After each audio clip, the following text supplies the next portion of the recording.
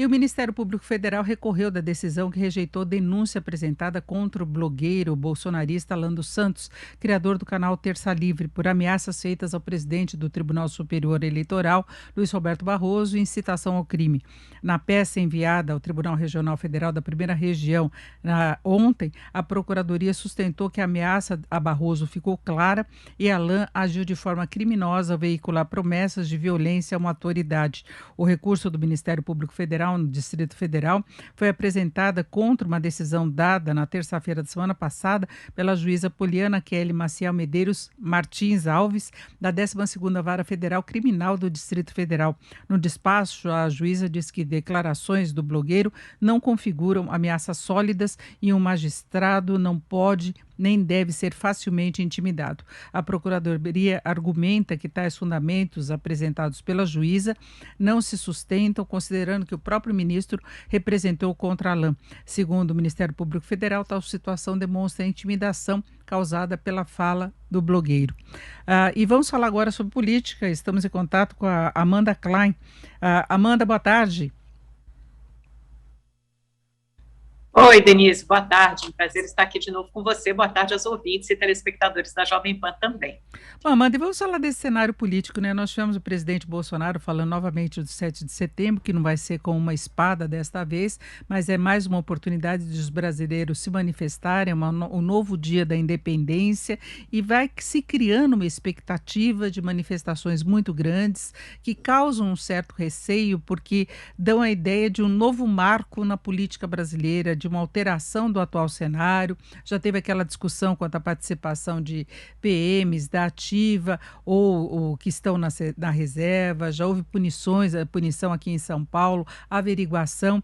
Eu queria saber qual a sua expectativa efetiva para 7 de setembro. Você acha que pode ser de fato alguma alteração maior, pode promover uma alteração maior de cenário, se pode chegar a um ponto de ruptura, alguma coisa mais séria? Denise, eu vejo as manifestações do 7 de setembro hoje muito mais como uma demonstração de força, uma espécie de salvo-conduto para o presidente Bolsonaro ganhar cacife e assim, aí sim voltar à mesa de negociações com os demais poderes, né, com o Supremo Tribunal Federal e com o Poder Legislativo. E por que eu digo isso? Porque nos últimos dias a gente começa a ver uma inflexão no discurso, isso foi muito bem monitorado pela Quest Consultoria, tem uma reportagem grande hoje na Folha de São Paulo, que mede exatamente as hashtags e as bandeiras, né, a agenda desse grupo político de sustentação de apoio ao presidente Bolsonaro. Então você tinha, nas primeiras semanas de agosto, muita ênfase no voto impresso auditável, muita ênfase na destituição dos ministros do Supremo, críticas aos ministros do Supremo, e de alguma forma, nos últimos dias, né, especialmente depois dos mandados de busca e apreensão, na casa do Sérgio Reis e também de outros alvos daquele pedido da Procuradoria-Geral da República, esse movimento foi perdendo força, né, principalmente depois que o presidente do Senado, Rodrigo Pacheco, engavetou aquele pedido de impeachment contra Alexandre de Moraes e começou a ganhar força uma outra faceta do movimento, que é uma faceta em favor da liberdade de expressão, que caracteriza o Supremo Tribunal Federal como uma espécie de ditador, né, chamam de ditadura da toga. Então, é principalmente com essa bandeira, com essa agenda que os apoiadores de Bolsonaro vão às ruas no 7 de setembro. Concordo com você, por todos os lados que eu tenho ouvido, há uma avaliação geral, tanto entre oposição como entre governo, de que as manifestações serão grandes, serão vultosas, principalmente em Brasília e São Paulo. O próprio presidente já prometeu que estará presente de manhã em Brasília e à tarde em São Paulo, e, obviamente, isso ajuda a aglutinar, a aglomerar os apoios. Fora isso, a organização do evento está sendo muito bem feita, e para quem sempre criticou o pão com mortadela do PT, as caravanas de ônibus estão partindo de várias partes do país, do interior de São Paulo, rumo à Avenida Paulista, rumo ao Planalto Central, justamente para reunir esses apoiadores. São ônibus fretados pagos, com 3 refeições inclusas para esses manifestantes, então tem aí um financiamento e uma organização muito bem feita dessas manifestações. Começa nas redes sociais e extrapola as redes sociais para o mundo concreto, para o mundo real. Se isso vai ser um ensaio de alguma ruptura, não sei.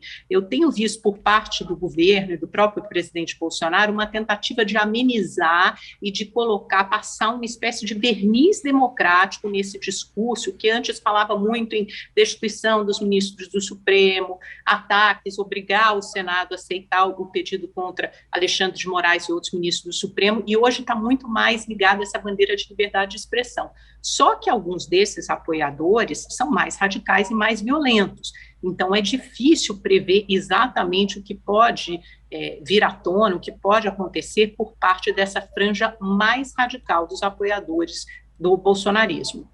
E tem a questão também de os movimentos de oposição tentarem marcar no mesmo dia uma outra manifestação. Aqui em São Paulo, por exemplo, houve autorização para a realização no Vale do Anhangabaú.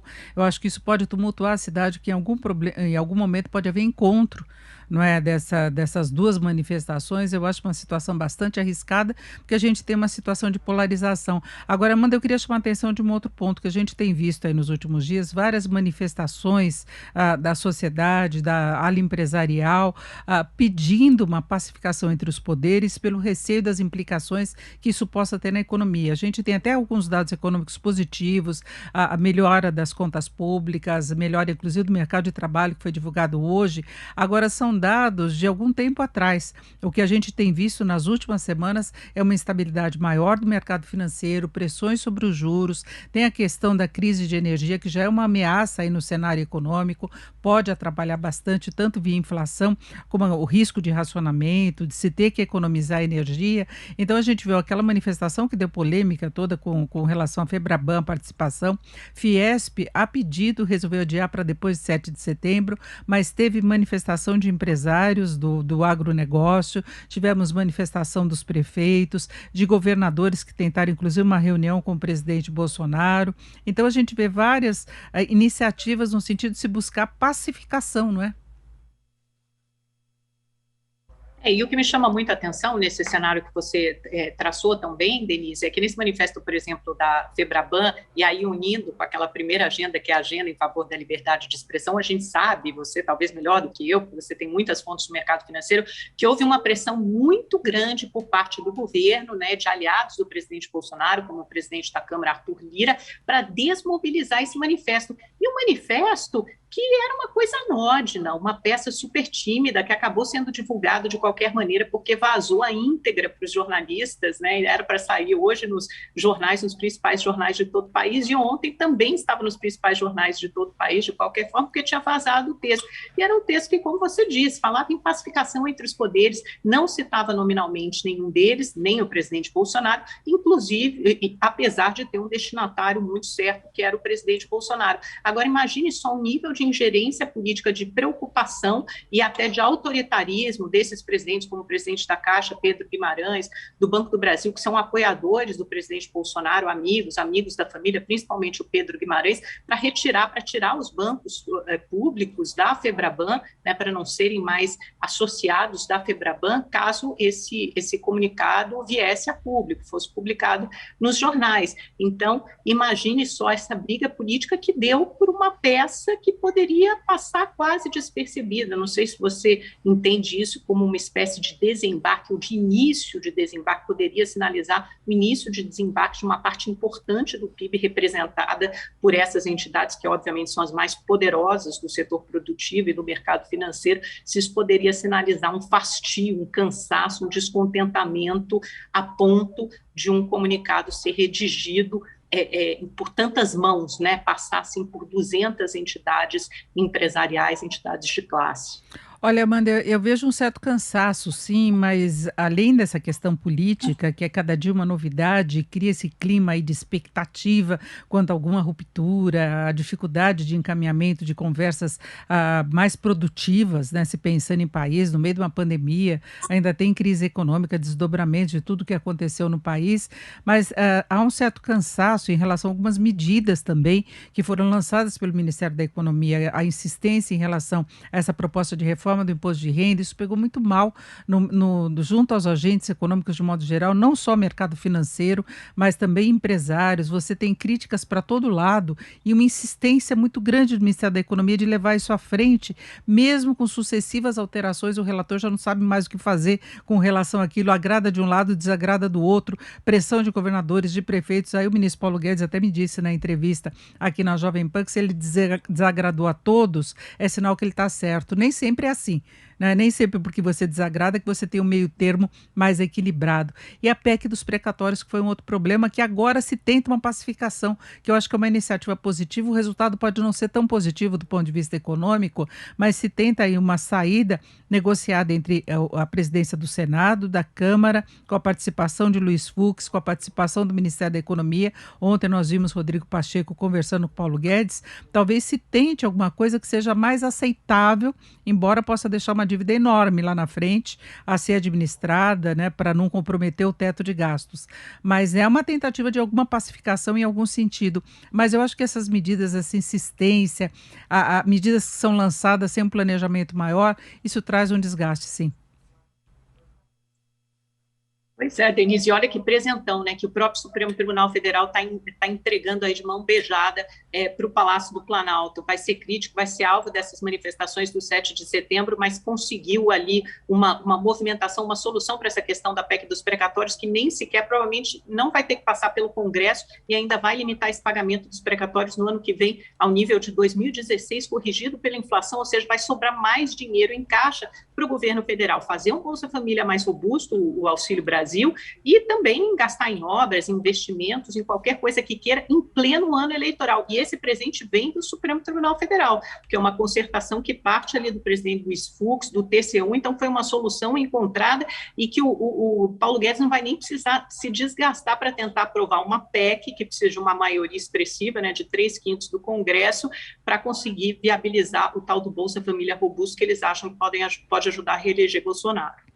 Exatamente, é toda a estratégia que está sendo montada exatamente para ter essa ampliação do Bolsa Família, né? Se cogitou até a possibilidade de prorrogação de novo do auxílio emergencial, só que a própria equipe econômica não vê sustentação jurídica para isso, já que há uma flexibilização maior de atividade. Tivemos até os dados de recuperação de mercado de trabalho hoje, o que dá uma esvaziada nessa possibilidade de prorrogação do auxílio. O que se imaginava era trocar uma coisa pela outra, né? Então ampliaria o Bolsa Família, abrangendo uma quantidade maior de beneficiários, e agora se tem essa oportunidade para o ano que vem, pelo menos, não é? O governo hoje vai apresentar a proposta orçamentária dele.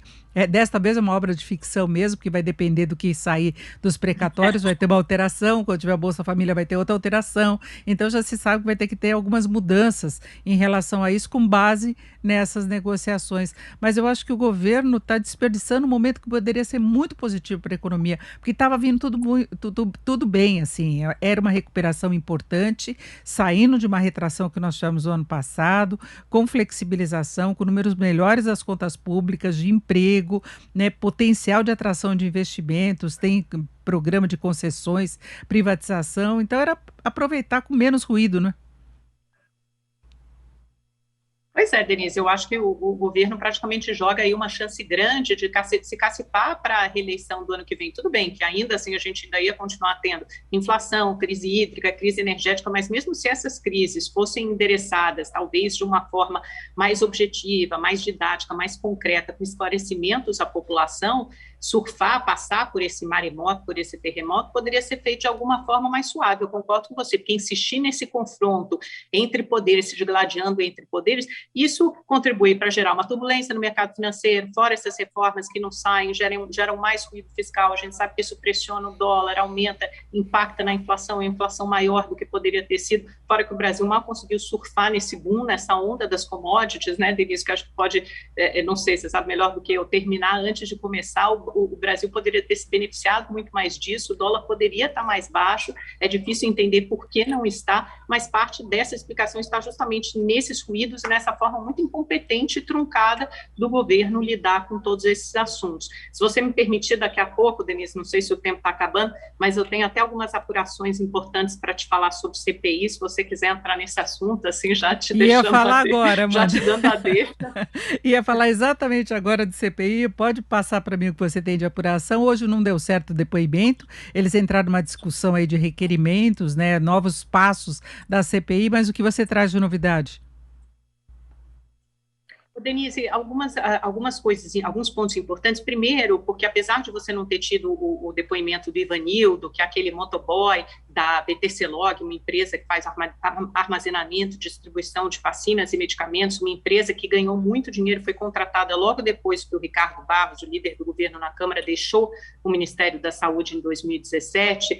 Os senadores, eles, hoje, até o Renan Calheiros usou uma expressão, uma frase forte, ele disse que o Ricardo Barros é o comandante de um dos maiores esquemas que já assaltaram o Ministério da Saúde. Os senadores acreditam que eles estão começando a fechar esse esquema de corrupção, que antes dava demonstrações de existir, mas eles não conseguiam dar uma concretude àquilo, mas seria, na visão deles, obviamente, o Ricardo Barros nega, mas seria um esquema de corrupção comandado pelo Ricardo Barros com Roberto Ferreira Dias, que é aquele diretor afastado do Departamento de Logística do Ministério, como seu agente, como agente do Ricardo Barros no Ministério da Saúde. E por que essa BTC Log? Essa BTC Log, que é essa empresa de distribuição e armazenamento de vacinas e medicamentos, os senadores mostraram hoje vídeos com esse motoboy fazendo entregas e fazendo pagamentos de boleto numa agência do Bradesco, e na mesma hora, com esse cruzamento de informações dos bancos, eles conseguiram ver que nessa mesma hora eram pagos boletos da Voetur, que é uma empresa que eles ligam a Roberto Dias. Então, os senadores dizem que boletos de Roberto Dias, no valor de R$6 mil um, de pouco mais de R$4 mil outro, eram pagos por essa empresa de logística. Então, isso pode unir as duas pontas do esquema de corrupção. E a gente lembra que o Roberto Dias tem envolvimento com a Precisa, que foi aquela que fechou o contrato lá para a compra da vacina indiana Covaxin, foi quem supostamente ofereceu aquele $1 de propina à dose na compra dos 400 milhões de doses da AstraZeneca, lá daquela empresa da VAT americana. Então, ele aparece em vários momentos e ele seria o agente responsável aí por esse esquema de corrupção no Ministério da Saúde. Outra coisa importante, os senadores, então, eles aprovaram a reconvocação do Ivanildo. Por que o Ivanildo não foi hoje? Porque ele teve um habeas corpus, foi concedido um habeas corpus por parte do ministro do Supremo, Nunes Marques, um habeas corpus que eles consideraram um pouco fora de linha dos outros habeas corpus concedidos por outros ministros do Supremo, porque os outros habeas corpus obrigavam esses depoentes a comparecer, só que eles não precisavam responder perguntas que os incriminassem.